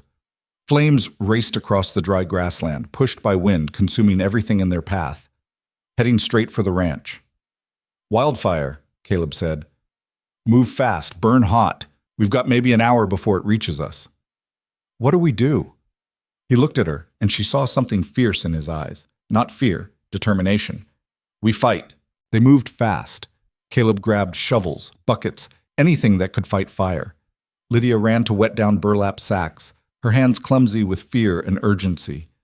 "The horses," she said. "We need to— No time to move them far enough. We make a fire break here or we lose everything." He was already running toward the northern edge of the property, shovel in hand. "Start digging." The ground was hard, unforgiving. Lydia attacked it anyway, driving the shovel down with all her weight. They worked in desperate silence, creating a strip of bare earth between the approaching flames and everything they'd fought to keep. The fire grew closer. Lydia could hear it now, A sound like wind, like breathing, like something alive and hungry. Smoke rolled over them, thick and choking. "It's not enough," Caleb said, staring at their pitiful fire break. Maybe 10 feet wide, barely scratched into the earth. "We need more time." "We don't have more time." He looked at her, at the ranch behind them, at the wall of fire bearing down. "Get to the house. Wet everything down. If the fire jumps the break, we might be able to save the structure." "What about you?" "I'll do what I can out here." "No!" Lydia grabbed his arm. "We stay together." "Lydia, together or not at all." The fire hit the fire break like a wave hitting a wall. For a moment it seemed to pause, confused by the gap in fuel. Then a gust of wind sent embers flying across, landing in the dry grass on their side. Caleb was on it immediately, beating at the new flames with a wet sack. Lydia did the same, her arms screaming, lungs burning from smoke. They killed one fire only to have 2 more spring up. "It's too much," she gasped. "Caleb, we can't—" An ember landed on the equipment shed roof. Within seconds, flames were crawling up the old wood. "The horses!" Lydia dropped her sack, ran toward the shed. She could hear them inside, terrified, kicking at the walls. "Don't!" Caleb shouted, but she was already there, yanking open the door. Smoke poured out. Inside was chaos, the 2 horses wild-eyed, rearing. Fire ate through the roof, dropping burning debris. Lydia grabbed for the nearest horse's halter, missed. The animal bolted past her, out into the smoky yard. The second horse was trapped in the corner, too panicked to find the open door. Flames were spreading down the walls now, eating toward the straw bedding. "Come on," Lydia begged, moving toward it. "Please, come on." The horse tried to rear, but there was no room. Its hoof caught her shoulder, sent her stumbling. Pain exploded through her arm, but she kept moving, got her hand on the halter. "Got you! I've got you!" She pulled. The horse resisted, then seemed to understand. It followed her out of the burning shed, nearly trampling her in its panic to escape. Outside, Caleb had both horses now, was trying to calm them enough to lead them away. Lydia stumbled toward him, shoulder throbbing, lungs raw. "You could have died," he said, voice shaking. So could they. The equipment shed collapsed behind them, shooting sparks into the air. The main fire had jumped the break in 3 places now, spreading fast through the grass around the house. "The house," Lydia said. "We have to save the house." They worked like machines, beyond exhaustion, beyond pain. Wet down the walls, beat back flames, wet down again. The chickens scattered in blind panic. The horses had run off into the smoke. Everything was burning or about to burn. Lydia was beating at flames near the porch when she heard Caleb shout. She turned, saw him staring at something beyond the fire. What? The barn ruins. Fires reached them. His face was pale. There's still hay buried under all that. If it catches, he didn't finish. Didn't need to. Old hay, compressed and rotting, could burn for days. Would send up enough heat and smoke to finish what the wildfire started. Can we stop it? Not from here. He was already moving, grabbing a shovel. I have to get to it, bury it before it fully catches. That's insane. You'll never make it through. I have to try. Then I'm coming with you. No, stay here. Keep the house wet. If I don't make it back... Don't. She grabbed his face, made him look at her. Don't you dare say that. You're coming back. Lydia, you're coming back because I'm not doing this without you. You understand me? Not the ranch, not any of it. So you go, you do what you need to do, and you come back. He kissed her then, hard and desperate and tasting of smoke. When he pulled away, his eyes were fierce. I'm coming back. He ran toward the barn ruins, disappearing into the smoke. Lydia stood frozen for one terrible moment, then forced herself to move. Keep the house wet. Give him something to come back to. She worked mechanically, hauling water, soaking walls. The fire surrounded the house now, a ring of flames that seemed to be closing in. Heat beat against her face, her hands. She couldn't see Caleb, couldn't see anything beyond the smoke and fire. Minutes passed like hours. The water buckets got heavier. Her movements slowed. She was losing this fight. She knew it, but she couldn't stop. Wouldn't stop. A sound made her turn. Through the smoke, a shape was moving. Large, hunched, coming toward her. Caleb? It wasn't. It was too big, moving wrong. As it got closer, she realized what she was seeing. Caleb. carrying something, someone. He emerged from the smoke, staggering. In his arms was a man, unconscious, blistered. He could barely stand. Found him near the ruins, Caleb gasped. Trapped. Had to... He collapsed. Lydia caught him, or tried to. They went down together, the unconscious man sprawling beside them. Caleb, look at me. She grabbed his face, saw the damage, burns on his hands, his neck, his face. His eyes were glazed. Stay with me. The hay. Buried it. Should be... He coughed, the sound wet and wrong. Don't talk. Just breathe. But he was already slipping away, eyes closing. Lydia looked around wildly. 2 men, both hurt, fire everywhere. The house still standing, but barely. She did the only thing she could. She grabbed Caleb under his arms, started dragging him toward the house. He was heavy, dead weight. Her shoulder screamed where the horse had kicked her. She ignored it. Inch by inch, she hauled him across the yard. The other man would have to wait. Caleb first. Always Caleb first. She got him onto the porch, through the door, laid him on the floor, ran back out. The smoke was thicker now, the heat impossible. She found the other man, grabbed him the same way, pulled. Her vision was going gray at the edges. Her lungs felt full of glass. But she pulled. 1 step, another, another. She got him to the porch steps before her legs gave out. Fell hard, the man's weight pinning her. For a moment she just lay there, unable to move, unable to think beyond the need for air. Then hands were on her, lifting, voices, shapes moving through the smoke. Someone took the unconscious man. Someone else helped her up. We saw the fire from town, a man's voice said. Came as fast as we could. More people were arriving, forming a bucket line. Fighting the fire she'd been losing alone. Lydia tried to focus, to help, but her body wouldn't cooperate. Someone guided her to sit, pressed water into her hands. Drink. She drank. The water tasted like ash, but it cut through the burning in her throat. The man in the house, she managed. He's hurt, burned, needs help. Doc's coming, just rode in. Everything after that was fragments. The doctor working on Caleb, someone treating her shoulder. The fire slowly dying as more people arrived to fight it. Dawn breaking through the smoke, turning everything orange and strange. She must have passed out because the next thing she knew, it was full daylight. She was sitting on the porch steps, someone's coat wrapped around her shoulders. The yard was full of people, townspeople, ranchers, even some she didn't recognize. The fire was out. The land around the house was scorched black, smoking, but the house stood. You're awake. Mrs. Peterson appeared, carrying a cup of something hot.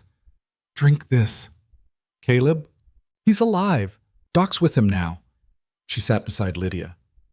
You pulled 2 men out of that fire. I pulled Caleb.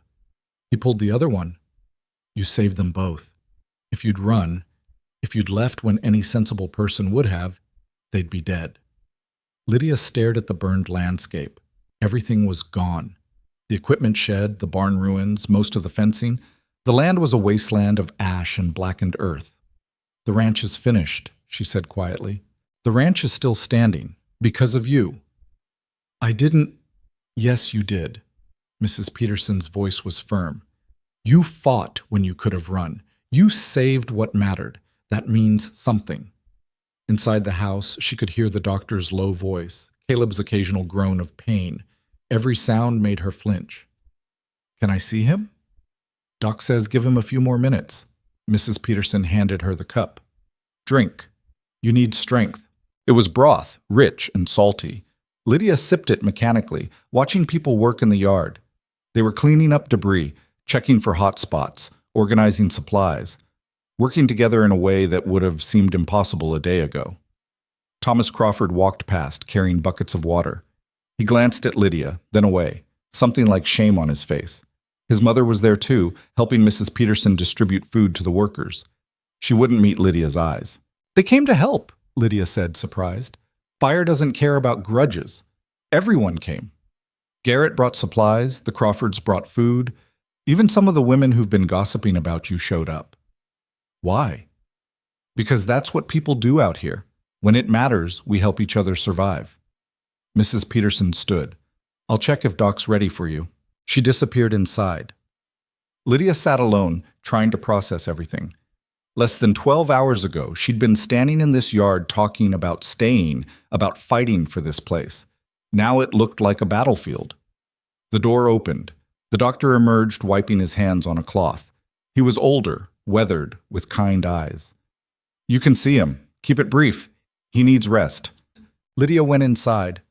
Caleb lay on his bedroll, bandages covering his hands and forearms.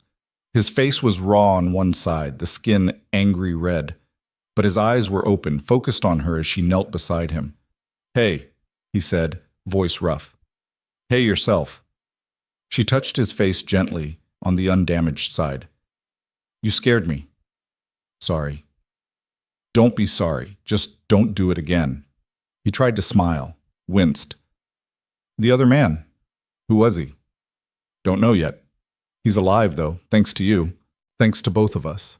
He shifted, winced again. "The ranch is still standing. The house made it. We made it." "Barely. Barely counts." She took his unbandaged hand carefully. "Caleb, half the town is outside helping clean up. They brought supplies, food. They're helping." He stared at her. "Why?" "I don't know, but they're here." A knock on the doorframe made them both look up. A man stood there, hat in hands, one of the ranchers from the cattle auction. "Sorry to interrupt. Name's Bill Hendricks. I own the spread east of here. Just wanted to say—" He cleared his throat. "What you two did was brave. Stupid, but brave. And we're not going to let this place go under." Caleb struggled to sit up. Lydia helped him, propping pillows behind his back. "I don't understand. We're taking up a collection. Money, supplies, whatever we can spare. Help you rebuild." Hendricks looked uncomfortable, like he wasn't used to charity. "Fire could have spread to any of our places. You stopped it here. That's worth something." "I can't accept." "You can, and you will. Already got 3 families pledging lumber. Garrett's donating roofing materials. We'll have a barn raising next week if you're up for it." Lydia felt tears building. She blinked them back, failed. "Thank you," she said when Caleb couldn't find words. Hendricks nodded, put his hat back on. "Rest up. Got a lot of work ahead." He left. Caleb and Lydia sat in stunned silence. "I don't deserve this," Caleb said finally. "Stop saying what you deserve. Just accept it." Over the next few hours, more people came. Some apologized for gossip, for judgment. Some just offered help without comment. Mrs. Crawford stood in the doorway for a long moment, clearly struggling. "I was wrong," she said finally. "About you, both of you. I'm sorry." She didn't wait for a response, just left. But the words hung in the air, meaning more than she probably knew. The other man Caleb had saved regained consciousness around noon. His name was Marcus Webb, a drifter who'd been camping near the barn ruins when the fire started. He had burns but would recover. "You didn't have to save me," he said when Caleb was strong enough to visit him. "Could have let me burn." "Nobody deserves that," Caleb said simply. By evening, most of the helpers had gone home. A few stayed to keep watch for flare-ups. Mrs. Peterson had taken over the kitchen, was making enough food to feed everyone twice over. Lydia sat on the porch, exhausted beyond measure. Every part of her hurt. Her shoulder was properly bandaged now, bruised deep purple, where the horse had kicked her. Her hands were blistered, her lungs still raw. But they'd survived. Against everything, they'd survived. Caleb came out slowly, moving like an old man. He sat beside her, both of them staring at the scorched land. "We'll have to leave," he said. "Can't work this land until it recovers. Could take years. Or we could stay and work it anyway." He looked at her. After everything, I'm still here. Still choosing this." She met his eyes. "Still choosing you." "Lydia, I have nothing to offer. Less than nothing now. No barn, no cattle, land that's basically dead. You could go anywhere, do anything. I could, but I won't." She took his hand. "You asked me once why I care, why I'm fighting for this place. It's not the place, Caleb. It's you. It's us. Whatever we build here, we build together." "That's crazy." "Probably, but so is everything else we've done." He kissed her, gentle this time, careful of his burned face. When he pulled back, his eyes were wet. "I love you," he said. "I probably shouldn't. It's too soon, too complicated. But I do. I love you too. The words felt right, true. So what do we do about it? I don't know. Get married, I guess. Make this official. Is that a proposal? It's a terrible proposal. I'm burned, broke, and own a destroyed ranch. But yes, if you'll have me. Lydia laughed, the sound surprising both of them. I traveled halfway across the country to marry a stranger. At least I know you. So that's a yes? That's a yes. They sat in silence as the sun set, painting the burned landscape in shades of orange and gold. Tomorrow there'd be work, rebuilding, all the impossible tasks that came with starting over. But tonight they had this, each other, alive, together. Mrs. Peterson came out with blankets. You two need rest. Big day tomorrow. What's tomorrow? Lydia asked. Town meeting. Everyone wants to help plan the rebuild. You're the talk of the territory, the woman who ran into fire to save her man, the rancher who risked everything for a stranger. People like that kind of story. After she left, Caleb shook his head. We're not heroes. We just did what needed doing. Maybe that's what heroes are. People who do what needs doing when everyone else runs away. Pretty sure heroes don't cry as much as I did today. Pretty sure they do. They just don't talk about it. They went inside eventually, lay on opposite sides of the room, like always. But it felt different now. The space between them charged with possibility, with future. Caleb? Lydia said into the darkness. Yeah? We're going to make it. How do you know? Because we already did. Everything else is just details. She heard him laugh softly. You're something else, you know that? You're not so bad yourself. The next morning came too soon. Lydia woke stiff, every muscle protesting. But there was work to do, so she got up, started breakfast with the supplies people had donated. By the time Caleb emerged, moving slowly, the kitchen smelled like coffee and frying bacon. Real bacon, not the salt pork they'd been surviving on. Is this real? He asked, staring at the spread. Mrs. Crawford brought it, along with flour, sugar, coffee. Said it was the least she could do. He sat carefully. The world's gone strange. Or maybe it's gone right. People started arriving mid-morning. Hendricks and 3 other ranchers ready to survey the damage and plan repairs. The town minister offering to perform a marriage ceremony whenever they were ready. Even Garrett showed up, looking uncomfortable. I was wrong, he said to Caleb. You're not a quitter. Offers off the table. You keep your land. Thank you. Don't thank me. Thank her. He nodded at Lydia. She's the one who really saved this place. The town meeting happened in the yard, everyone gathering to discuss logistics. Lumber deliveries, work schedules, who could provide what. It was overwhelming, the sudden abundance of support after so much struggle alone. Lydia stood beside Caleb, his hand in hers, and listened to people plan their future. Their future. Together. Thomas Crawford approached during a lull, looking miserable. I owe you an apology, he said to Lydia. A real one. Not just for that day at the station, but for every judgment after. You're a better person than I gave you credit for. Thank you for saying that. For what it's worth, I think Vance is a lucky man.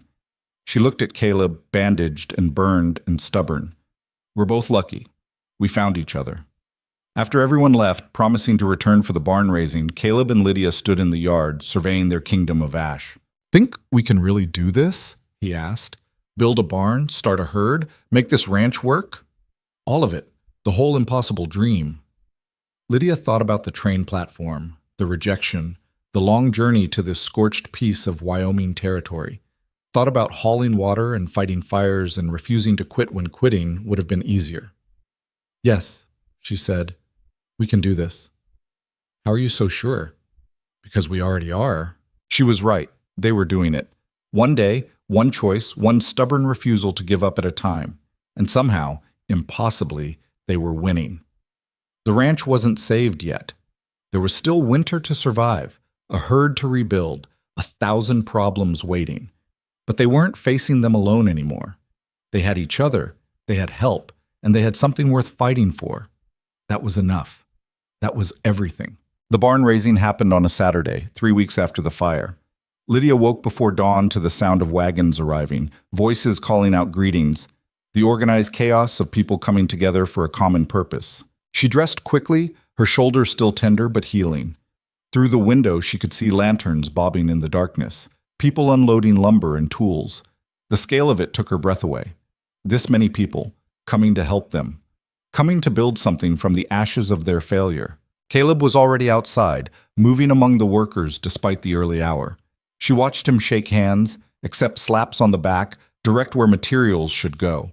His burns were healing, the bandages smaller now, but she could see him wince when he gripped things too hard. She went outside, wrapped in a shawl against the morning chill. Mrs. Peterson was already setting up a cooking area, directing other women with the efficiency of a general. "There you are," she said when she saw Lydia. "Good. I need you on biscuits. We're feeding 40 people today, maybe more." 40? Lydia stared at the growing crowd. She'd known people were coming, but seeing it was different, overwhelming. Last count, could be 50 by noon. Mrs. Peterson handed her a bag of flour. "Get started. Men will want breakfast before they begin." Lydia worked alongside women who'd gossiped about her just weeks ago. Mrs. Crawford was there, sleeves already rolled up, working a ball of dough like she was punishing it. Sarah, the younger woman from the fabric store, was slicing bacon. Others Lydia didn't know well moved around the makeshift kitchen with purpose. The silence was awkward at first.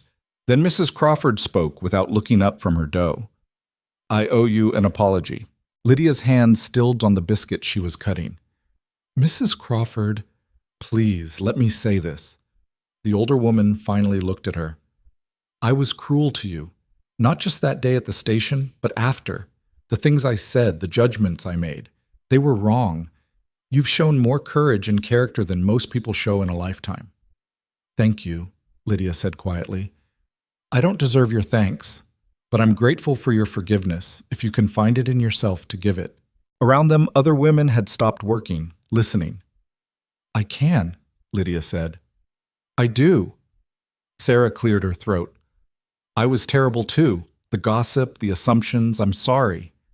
One by one, the other women offered their own apologies. Some stilted, some genuine, all necessary. Lydia accepted each one, feeling something shift in her chest. Not just forgiveness, relief. The weight of their judgment had been heavier than she'd admitted to herself. "Well," Mrs. Peterson said briskly, breaking the moment, "now that we've cleared the air, these men still need feeding. Back to work." By the time the sun rose fully, the yard was filled with people. Lydia counted 53. Ranchers, townspeople, even some drifters who'd heard about the barn raising and showed up looking for day work and a hot meal. Caleb stood on a stack of lumber, calling for attention. The crowd quieted. "I don't have words for this," he said, and Lydia heard the emotion he was trying to hide.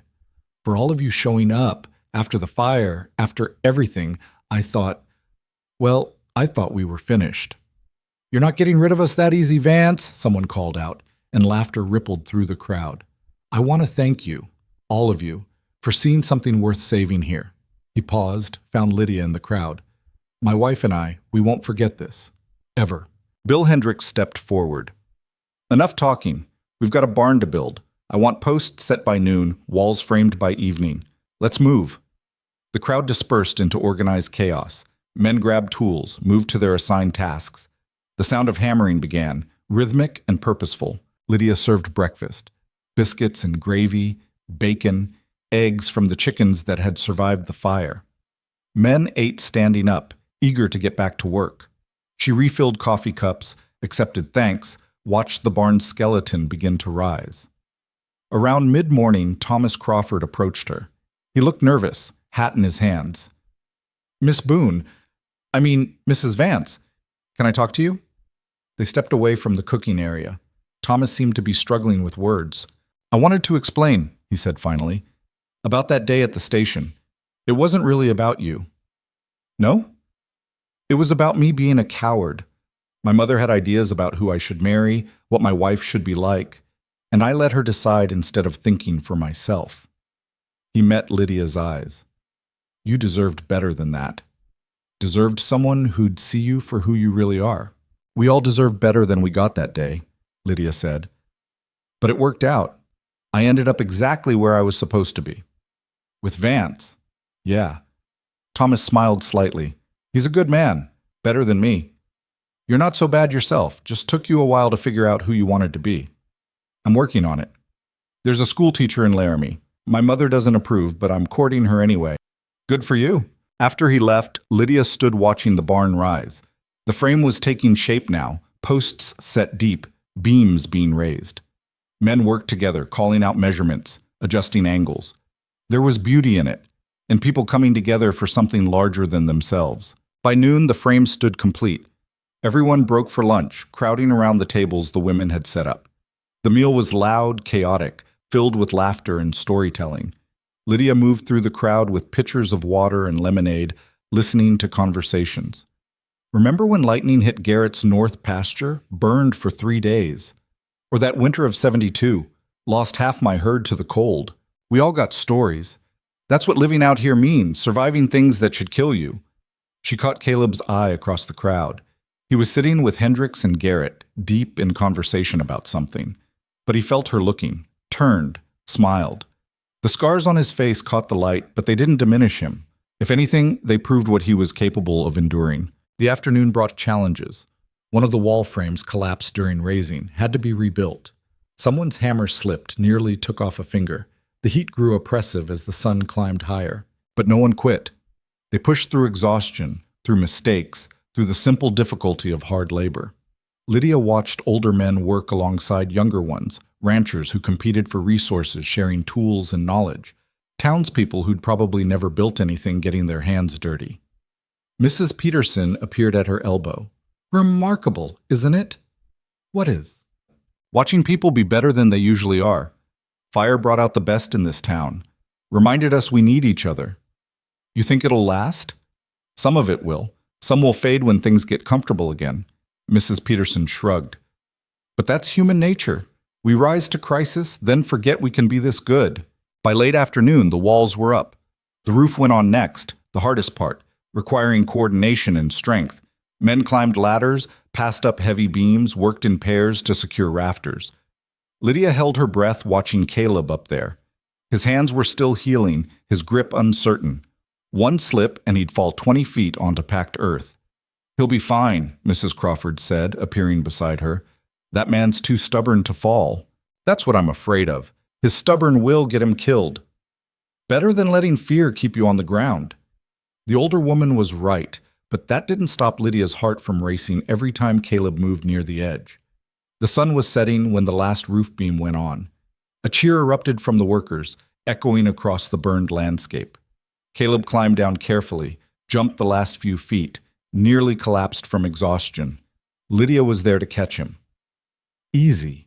You did it. We did it. He looked at the completed barn, wonder on his face. It's really standing. It is.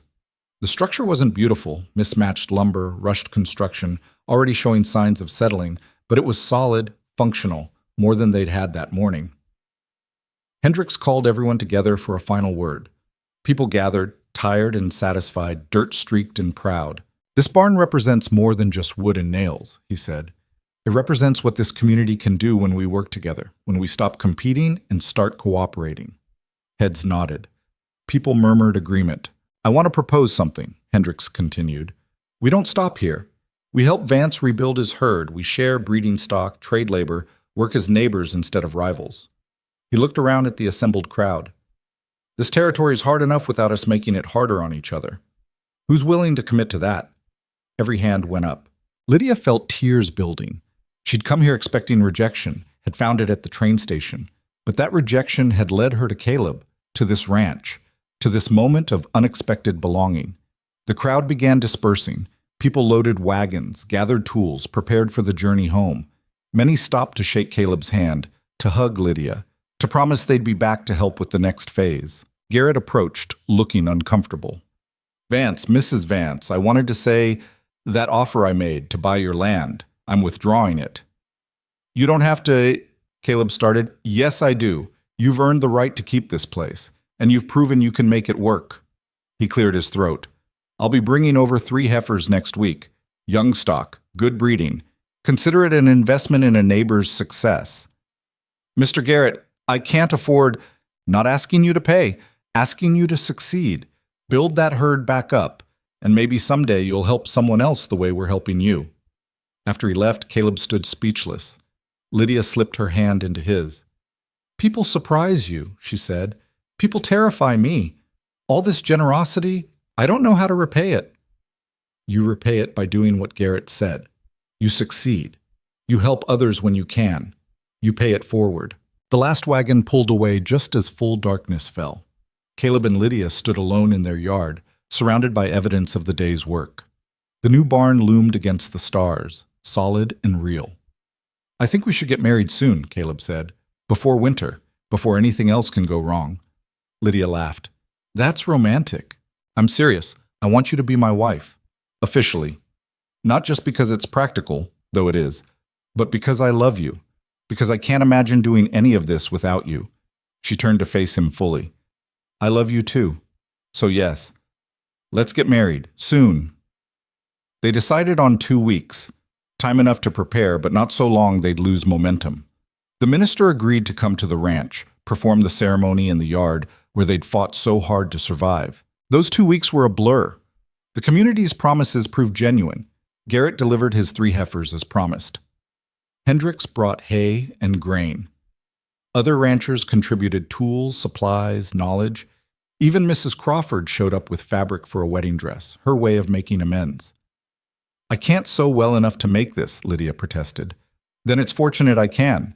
Mrs. Crawford spread the fabric on the kitchen table. "Consider it my wedding gift and my penance." They worked on the dress together over several afternoons. Lydia provided measurements and opinions while Mrs. Crawford cut and sewed with expert precision. The older woman talked while she worked, filling the silence with stories about her own marriage, her son, the compromises that came with building a life. "I spent so much time trying to control Thomas," she said one afternoon, pins in her mouth. "Trying to shape him into what I thought he should be. Never occurred to me that he might have his own ideas." "He's found someone," Lydia said, "the school teacher." "I know, she's lovely." "Nothing like what I would have chosen, which is probably why she's perfect for him." Mrs. Crawford looked up from her sewing. "You taught me that, about letting people be who they are instead of who you want them to be." "I didn't teach you anything." "You did. By being yourself. By refusing to shrink down to make other people comfortable." She went back to sewing. "That takes courage I'm not sure I possess." Caleb spent the 2 weeks working on the house, building furniture they desperately needed. A real bed frame to replace the bedroll on the floor, a second chair for the table, a bench for the porch. His hands were still healing, the work slow and painful, but he persisted with stubborn determination. "You don't have to do all this," Lydia said, watching him struggle with a stubborn joint on the bed frame. "Yes, I do. You deserve better than what we've been making do with." "I deserve you. Everything else is just details." He looked at her then, really looked, and she saw everything he felt written on his scarred face. Love, yes, but also gratitude. Wonder that she'd chosen him, chosen this. "I'm not good with words," he said. "Never have been. But I need you to know you saved me, not just from the fire, from giving up, from believing I was worth less than I am." "We saved each other," Lydia corrected. "That's what people who love each other do." The night before the wedding, Lydia couldn't sleep. She lay on her bedroll listening to Caleb's breathing from the other room, thinking about how much had changed in just a few months.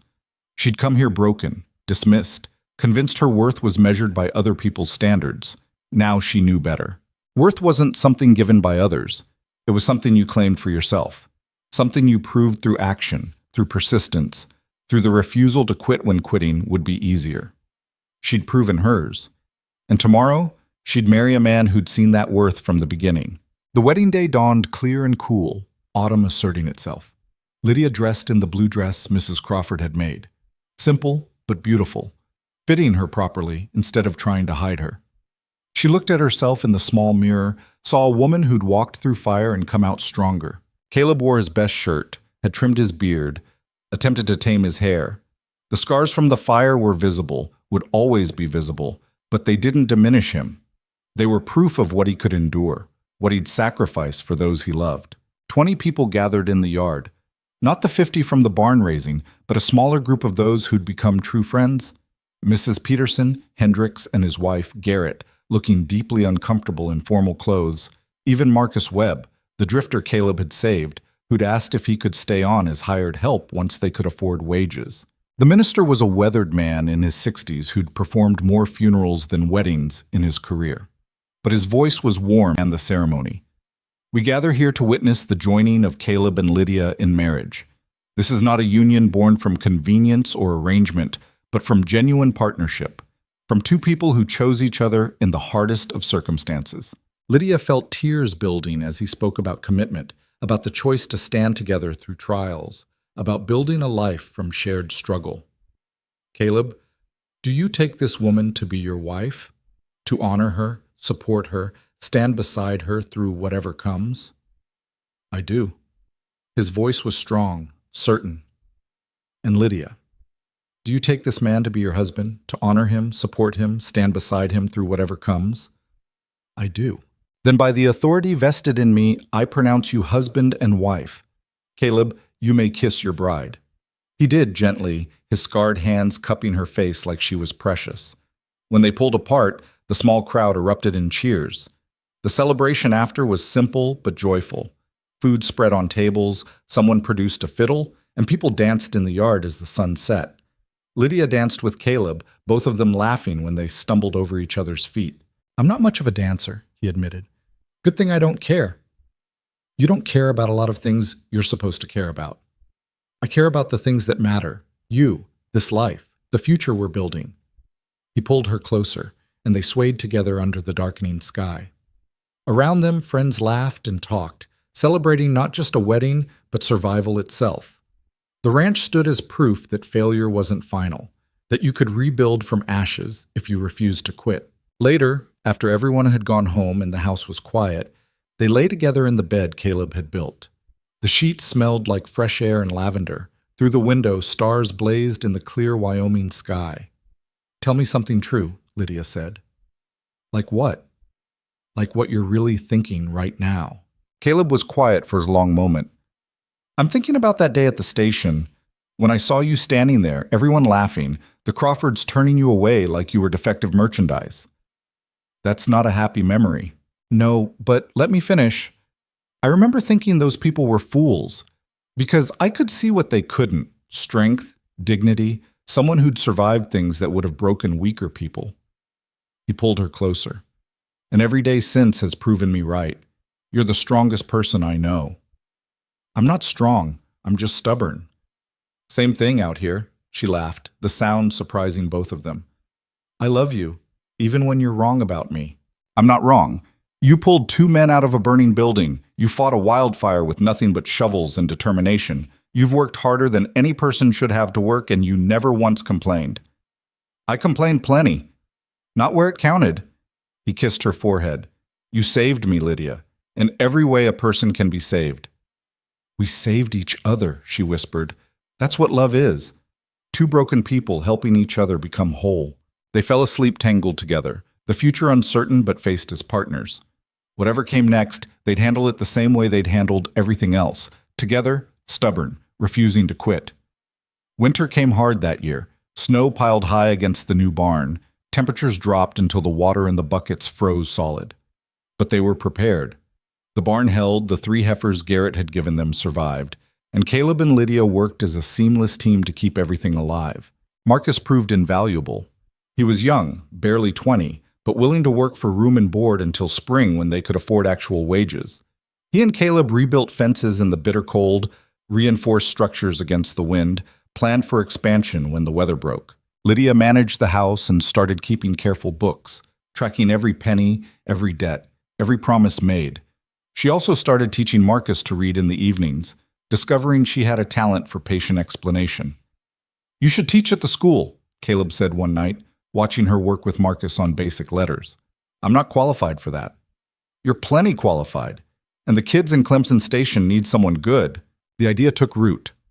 By spring, when the snow finally melted and the world turned green again, Lydia was teaching 3 afternoons a week at the small schoolhouse in town. It didn't pay much, barely enough to cover supplies, but it helped. And she discovered she loved it, loved watching understanding dawn in young eyes, loved being part of shaping the next generation. The ranch grew slowly but steadily. That first spring after the fire, they bred the 3 heifers Garrett had given them. Summer brought calves, healthy, strong, evidence that their luck was finally turning. They sold 2, kept 1 female to build the herd. They added more chickens, then pigs, built a proper smokehouse for preserving meat, expanded the garden until it produced enough vegetables to feed them through winter with some left to sell in town. None of it was easy. There were setbacks that tested them: a calf born dead, a fence destroyed by a late spring storm, a dry spell that threatened to kill the garden.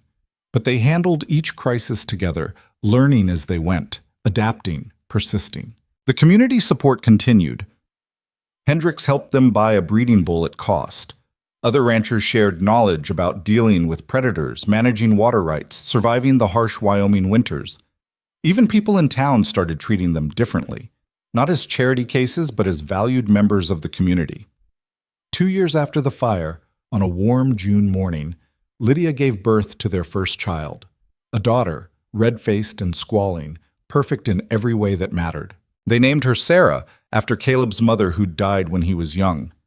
Holding her for the first time, Lydia felt something shift inside her, a fierce protectiveness, a determination that this child would grow up knowing her worth wasn't determined by anyone's judgment, but her own. "She's beautiful," Caleb whispered, touching Sarah's tiny hand with his scarred finger. "She's wrinkled and angry. Still beautiful." He looked at Lydia. "Thank you. For her. For everything. Thank me when she's sleeping through the night." Sarah didn't sleep through the night for months. She was colicky, fussy, demanding. But neither of them minded, not really. She was theirs, proof that they could create life as well as preserve it. The ranch continued growing. By Sarah's first birthday, they had 7 cattle, 2 dozen chickens, a sow with piglets, and enough money saved to hire Marcus officially as a full-time hand. The barn was full, the house was warm, and for the first time since Caleb had bought the place, success seemed possible instead of impossible. That fall, Clemson Station held its first harvest festival, a celebration of survival, of community, of the end of a hard year's work. The whole town gathered in the main street, ranchers and townspeople mixing freely, children running wild, tables groaning with food. Lydia helped organize it, working alongside women who'd once whispered about her behind their hands. The irony wasn't lost on her, but she'd learned that people could change, that redemption was possible for everyone, even those who'd been cruel. Mrs. Crawford found her during the festival, bouncing Sarah on her hip while Lydia refilled punch bowls. "She's absolutely beautiful," the older woman said. "You and Caleb must be so proud." "We are. She's exhausting, but we wouldn't trade her for anything." "Thomas got married," Mrs. Crawford said abruptly, "to that school teacher from Laramie, Margaret. I wasn't sure about her at first, but she makes him happy in a way I never could have chosen for him. I'm glad he found that. So am I. It taught me something, that my ideas about what people should be aren't nearly as important as who they choose to become." She shifted Sarah to her other hip. "You taught me that. You and Caleb both." "We didn't teach you anything." "Yes, you did. You taught me that worth isn't about meeting someone else's standards. It's about knowing your own value and refusing to settle for less." She smiled. "That's a lesson I wish I'd learned younger." Lydia watched her walk away with Sarah, the older woman cooing at the baby, and felt something like full forgiveness settle over her. Not the forced kind, the kind you offered because you were supposed to. Real forgiveness, born from understanding that everyone was fighting battles you couldn't see. That evening, after Sarah was asleep and the festival was winding down, Caleb and Lydia stood on the porch of their home. The ranch spread out before them in the moonlight, the barn standing solid, the fences straight, the land showing signs of careful stewardship. "5 years ago, I was ready to give up," Caleb said quietly. "Thought I'd failed at everything that mattered. The ranch was dying, I was alone, and I couldn't see a way forward. And now? Now I know what success really looks like. It's not about having the biggest herd or the most land. It's this. You, Sarah, a home we built from ashes. A community that showed up when we needed them and keeps showing up." Lydia leaned against him, felt the solid warmth of his body, the steady beat of his heart. "You know what I learned through all of this?" "What?"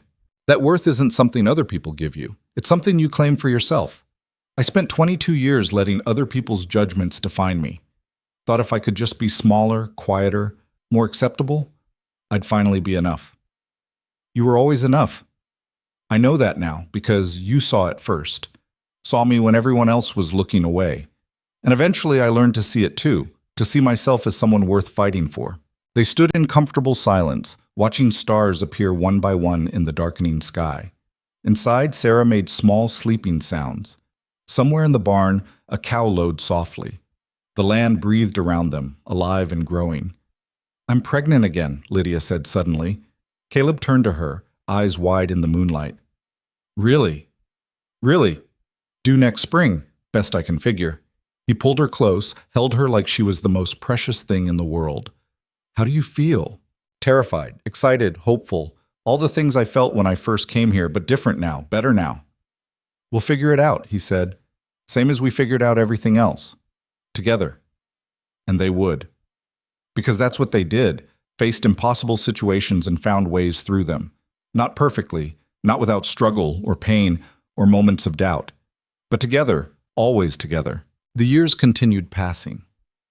James arrived the following spring, a quiet, thoughtful boy who reminded everyone of his father. Then Margaret, fierce and fearless like her mother. The ranch grew with the family, expanding slowly but steadily. Caleb's scars faded from angry red to pale white, but they never disappeared.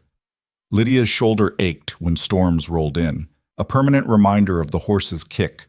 They both showed the wear of hard work and harder years, lines around their eyes, calluses on their hands, the kind of tired that came from giving everything you had to something that mattered.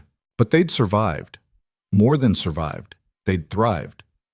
The ranch became known throughout the territory, not as the cursed place where everything went wrong, but as proof that persistence mattered. That fighting for something, refusing to quit when quitting would be easier, could lead to something real and lasting. Other struggling ranchers came to Caleb for advice. Young women who felt dismissed by the world sought out Lydia, found in her someone who understood what it meant to be judged and found wanting. The house was rarely empty, always someone needing help, always another mouth to feed, always another story of survival being written in their yard. On Lydia's 30th birthday, Caleb organized a surprise gathering. She came back from town to find the yard filled with people, friends, neighbors, some from as far as Laramie who'd heard stories about the woman who'd walked through fire, the rancher who'd saved a stranger at risk of his own life. What is all this? She asked, stunned. This is people wanting to celebrate you, Caleb said, grinning. So don't argue, just enjoy it. The party was loud and joyful. Children ran everywhere, chased by patient dogs. Tables groaned with food. Someone had a fiddle, someone else a guitar, and music filled the air. At some point, Hendricks called for quiet, stood on the porch to make a speech.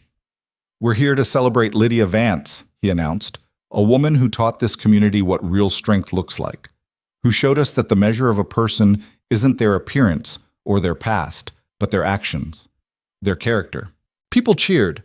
Lydia felt her face heating, unused to being the center of attention this way. Speech, someone called out. Lydia shook her head, but Caleb nudged her forward. Go on, they want to hear from you. She stood on the porch, looking out at the assembled crowd. These were her people now, her community, her proof that belonging wasn't about being perfect or acceptable. It was about showing up, doing the work, refusing to be less than you were. I don't have a speech prepared, she began, but I want to say something about worth, about how we measure it. The crowd quieted, listening. When I came here 7 years ago, I'd been told my whole life I wasn't enough. Too big, too much, too different from what people wanted. And I believed it. Let that judgment carve itself so deep into my bones that I couldn't see myself as anything but deficient. She found Caleb in the crowd, held his gaze. Then I met someone who looked at me and saw strength instead of flaw, who trusted me with his dreams, his fears, his future. And slowly, painfully, I started to see myself through his eyes, started to understand that worth isn't determined by other people's standards. It's determined by what you do with what you have, how you show up when things get hard, how you fight when everyone expects you to quit. She looked around at all the faces watching her, young and old, successful and struggling, each with their own story of being told they weren't enough. Every person here has been judged, has been told they were too something or not enough of something else, too poor, too scarred, too different from what the world said they should be. But we're all still here, still fighting, still building lives that matter. Her voice strengthened, carrying across the yard. That's what I want my children to learn. That you don't need permission to take up space in this world. You don't need approval to be worthy. You just need the courage to keep going when everything and everyone tells you to quit, to know your value and refuse to settle for less. The applause was thunderous. People surged forward to hug her, to share their own stories, to say thank you for putting into words what they'd felt but couldn't express. Later, long after everyone had gone home and the children were asleep, Caleb and Lydia sat on their porch bench, the same one he'd built all those years ago, weathered now by sun and snow and time, but still solid. "You were magnificent today," he said. "I was terrified. Didn't show. You spoke from the heart, and people heard it." He took her hand. "You know what I was thinking while you talked?" "What?" "That I'm the luckiest man alive. Not because the ranch is doing well or because we have healthy children, but because I get to spend my life with someone who makes me better, who makes everyone around her better." Lydia felt tears building. "I'm not that person. I'm just someone who refused to quit." "That's exactly that person. Don't you see? That's what makes the difference. Not quitting when quitting would be easier. Choosing to fight, to grow, to become more than what people said you could be." She thought about the young woman who'd stepped off the train in Clemson Station, carrying nothing but a carpet bag and desperate hope. Thought about how far she'd traveled, not in miles but in understanding, in self-knowledge, in the slow, painful process of learning to see herself as worthy. "You know what the real story is," she said. "It's not about me saving you from the fire or you giving me a chance when no one else would. It's about two broken people finding each other and deciding that broken was good enough to start with, that we didn't need to be perfect to be worth loving. That's a better story than the one people tell. It's the true one." They sat in the darkness, two people who'd been judged and dismissed and told they weren't enough, who'd somehow found each other and built something that mattered. The ranch stretched out around them, proof that the world's judgment didn't have to be the final word, that you could rewrite your story, redefine your worth, rebuild from ashes. The night wind carried the scent of grass and livestock, of wood smoke and possibility. Inside the house, their children slept safe and loved. The land they'd fought to keep was theirs, truly theirs, paid for not just in money, but in sweat and tears and stubborn refusal to quit. "I love you," Caleb said, "for everything you are, everything we built together. I love you too, for seeing me when everyone else looked away, for teaching me to see myself." And there, on a rebuilt ranch in Wyoming territory, two people who'd been deemed unworthy by the world proved that worth was never about meeting someone else's standards. It was about deciding you mattered, then living like you believed it. It was about finding someone who saw you clearly and loved you anyway. It was about showing up every day and doing the hard work of building a life worth living. They'd done that. Against every odd, through every disaster and setback and moment of doubt, they'd done exactly that. The ranch stood as their testament, the barn they'd raised from ashes, the herd they'd built from 3 donated heifers. The children they were raising to know their worth wasn't determined by anyone's judgment but their own. It wasn't a perfect life. There were still hard years ahead, droughts and storms, illness and loss, all the trials that came with carving out an existence in unforgiving country. But they'd face those trials the same way they'd faced everything else. Together, stubborn, refusing to let circumstances define them. Lydia looked up at the stars blazing overhead, the same stars she'd seen that first night when Caleb drove her to the ranch. Back then, she'd been terrified of the future, uncertain if she'd made the right choice. Now she knew. Every choice, every struggle, every moment of doubt had led her exactly where she was supposed to be. "What are you thinking?" Caleb asked. "That I'm grateful. For all of it, the rejection at the station, the fire, everything we survived, because it brought us here. You're grateful for being humiliated in public?